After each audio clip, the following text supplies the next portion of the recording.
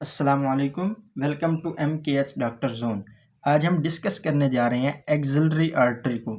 Axillary artery के सबसे पहले हम ओरिजिन देखेंगे, फिर हम देखेंगे कि एक्सिलरी आर्टरी की टर्मिनेशन कैसे होती है, फिर हम इसका कोर्स देखेंगे और फिर हम देखेंगे एक्सिलरी आर्टरी की ब्रांचेस को, और फिर हम एंड में देखेंगे एक्सिलरी आर्टरी के रिलेशंस जो कि हमारे पास बहुत ज़्यादा इंपॉर्टेंट हैं। अक्सर एक्सिलरी आर्टरी के रिलेशंस एग्जाम्स में पूछे जाते हैं, वाइवा में पूछे जाती हैं।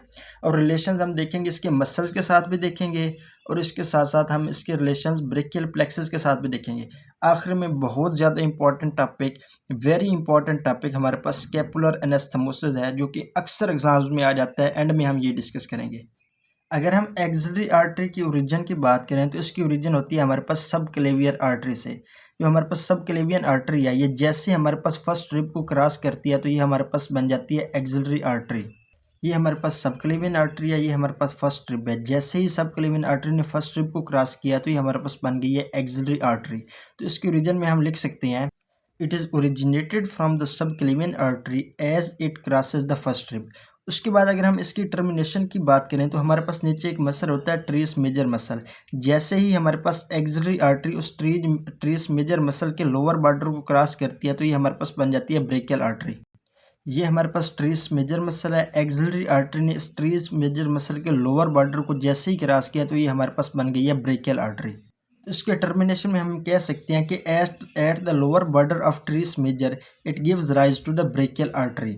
उसके बाद हम इसकी बात करते हैं कोर्स की। अगर हम कोर्स की बात करें तो कोर्स में हमारे पास एक मसल होता है पेक्टोरलिस माइनर। जो हमारे पास पेक्टोरलिस माइनर मसल है वो एक्सिलरी आर्टरी को 3 पार्ट्स में डिवाइड कर देता है।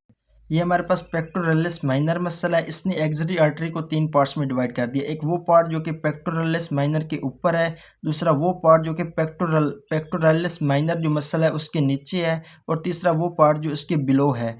एक हमारे पास इसके बिलो है, एक इसके अबव है, और तीसरा हमारे पास डाउन है। तो हम इसके कोर्स में कह सकते हैं कि जो हमारे पास पेक्टोरलिस माइनर मसल है उसने डिवाइड कर दिया एक्सिलरी आर्टरी को 3 पार्ट्स में। One is superior to the pectoralis minor muscle, and the second is the हमारे पास below the pectoralis minor muscle, और जो हमारे पास थर्ड है वो हमारे पास inferior to the pectoralis minor muscle. उसके बाद हम बात करते हैं एक्सिलरी आर्टरी के ब्रांचेस के बारे में। ब्रांचेस में हम ये कह सकते हैं कि जो हमारे पास first part of axillary artery है उससे एक ब्रांच निकलती है, जो second part of axillary artery है उससे 2 ब्रांचेस निकलती हैं, और जो third part of axillary artery है उससे 3 ब्रांचेस निकलती हैं। First part of axillary artery से हमारे पास निकलती है सुपीरियर थोरैसिक आर्टरी। जो सेकेंड पार्ट है उससे निकलती है हमारे पास 2, एक है थोरैको अक्रोमियल आर्टरी और दूसरी है हमारे पास लेटरल थोरैसिक आर्टरी। और जो थर्ड पार्ट है उससे निकलती है हमारे पास 3, एक एंटीरियर सर्कमफ्लेक्स ह्यूमरल आर्टरी, दूसरी पोस्टीरियर सर्कमफ्लेक्स ह्यूमरल आर्टरी, और तीसरी है हमारे पास सब स्कैपुलर आर्टरी। उसके बाद हम देखते हैं एक्सिलरी आर्टरी के रिलेशंस को। रिलेशंस में हमारे पास जो first part of axillary artery है उसके एंटीरियर हमारे पास होता है पेक्टोरलिस मेजर, उसके पोस्टीरियर हमारे पास होती है लॉन्ग थोरैसिक नर्व, उसके लेटरल हमारे पास होती हैं all the 3 cords of brachial plexus, और जो उसके मीडियल है वह है हमारे पास एक्सिलरी वेन। उसके बाद जो हमारे पास second part of axillary artery है उसके एंटीरियर हमारे पास पेक्टोरलिस मेजर और पेक्टोरलिस माइनर दोनों मसल्स होते हैं। उसके पोस्टीरियर में हमारे पास posterior cord of brachial plexus, lateral में हमारे पास lateral cord of brachial plexus, और मीडियल में हमारे पास medial cord of brachial plexus. और मोस्टली हमारे पास वाइवा में और एग्जाम्स में यही second part of axillary artery के रिलेशंस पूछे जाते हैं, क्योंकि एग्जामिनर हमसे यही पूछना चाह रहा होता है कि ये कौन से कॉर्ड के वो बताता है। उसके बाद हमारे पास third part of axillary artery की अगर हम बात करें तो उसके एंटीरियर हमारे पास पेक्टोरलिस मेजर मसल होता है, उसके पोस्टीरियर में हमारे पास 3 मसल होते हैं, लेटिसमस डोर्साई, ट्रीस मेजर और सब स्कैपुलैरिस। उसके लेटरल साइड पर हमारे पास होती हैं बाइसेप्स और कोरेको ब्रेकियलिस मसल, और उसके मीडियल साइड पर होती है हमारे पास एक्सिलरी वेन और अल्नर नर्व।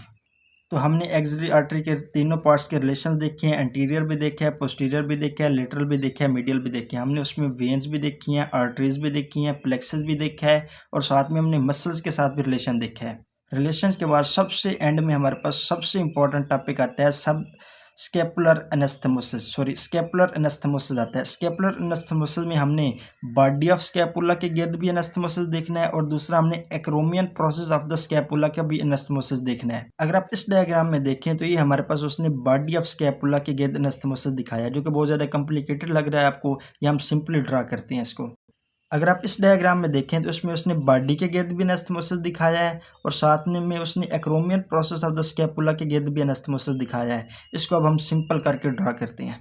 ये हमने स्केपुला बोन बना लिया है और स्केपुला बोन का हमने पोस्टीरियर सरफेस बनाई है, जिसमें ये हमारे पास उसका मीडियल बॉर्डर है, ये हमारे पास लेटरल बॉर्डर है और ये है हमारे पास स्पाइन ऑफ द स्केपुला और ये है हमारे पास acromion process of the scapula. अब हमने जो एनास्थेमोसिस देखना है वो हमने इस बॉडी का भी देखना है और हमने इस एक्रोमियन प्रोसेस का भी देखना है।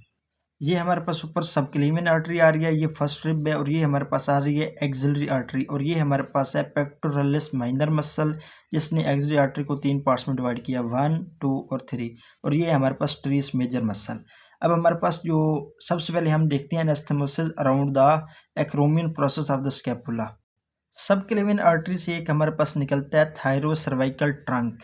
ये जो थायरोसर्वाइकल ट्रंक है ये डिवाइड हो जाता है 2 ब्रांचेस इससे निकलती हैं। एक होती है हमारे पास सुपरफिशियल सर्वाइकल आर्टरी और दूसरी हमारे पास निकलती है सुप्रास्केपुलर आर्टरी। हमारे पास सुप्रास्केपुलर आर्टरी है, ये हमारे पास एनास्थेमोस करती है अराउंड द बॉडी, लेकिन सुप्रास्केपुलर आर्टरी एक ब्रांच देती है जो कि हमारे पास एक्रोमियन ब्रांच होती है, वो हमारे पास बनाती है एनास्थेमोसिस अराउंड द एक्रोमियन प्रोसेस। अब एक ब्रांच तो आ गई हमारे पास सुप्रास्केपुलर आर्टरी की एक्रोमियन ब्रांच, दूसरी हमारे पास ये जो थ्रैको एक्रोमियल आर्टरी है इससे एक ब्रांच जाती है। ये जो हमारे पास थ्रैकोएक्रोमियल आर्टरी है इसने भी एक्रोमियन ब्रांच दी और उसने जाकर एनास्थेमोस किया with the acromion branch of the suprascapular artery around the acromion process of the scapula. लेकिन एक और अब ब्रांच भी आती है हमारे पास, ये जो हमारे पास है पोस्टीरियर सर्कमफ्लेक्स ह्यूमरल आर्टरी, इससे भी एक एक्रोमियन ब्रांच आती है और टोटल हमारे पास 3 ब्रांचेस एनास्थेमोस करती हैं around the acromion process of the scapula. एक होती है हमारे पास acromion branch of the suprascapular artery, दूसरी हमारे पास होती है acromion branch of the thoracoacromial artery ये वाली, और तीसरी हमारे पास होती है acromion branch of the posterior circumflex humeral artery ये वाली। ये हमारे पास टोटल 3 ब्रांचेज हैं जो कि एनास्थेमोस करती हैं around the acromion process of the scapula. अब हम देखते हैं around the body of the scapula.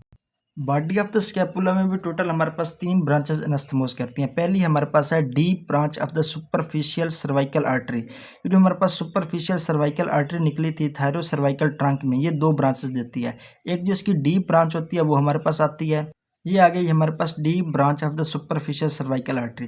दूसरी हमारे पास होती है सुप्रास्केपुलर आर्टरी। ये जो सुप्रास्केपुलर आर्टरी थी इससे एक तो हमारे पास निकली थी एक्रोमियन ब्रांच, जिसने एक्रोमियन के गिर्द एनास्थेमोसिस बनाया था। दूसरी जो हमारे पास ये ओरिजिनल होती है सुप्रास्केपुलर आर्टरी, ये भी आकर हमारे पास बॉडी ऑफ स्केपुला के गिर्द एनास्थेमोसिस बनाती है। और तीसरी हमारे पास आ गई सब स्केपुलर आर्टरी। तो जो हमारे पास third part of axillary artery होती है उससे हमारे पास टोटल 3 ब्रांचेस निकलती हैं। एक हमारे पास एंटीरियर पोस्टीरियर सर्कमफ्लेक्स और तीसरी हमारे पास होती है सब स्केपुलर आर्टरी।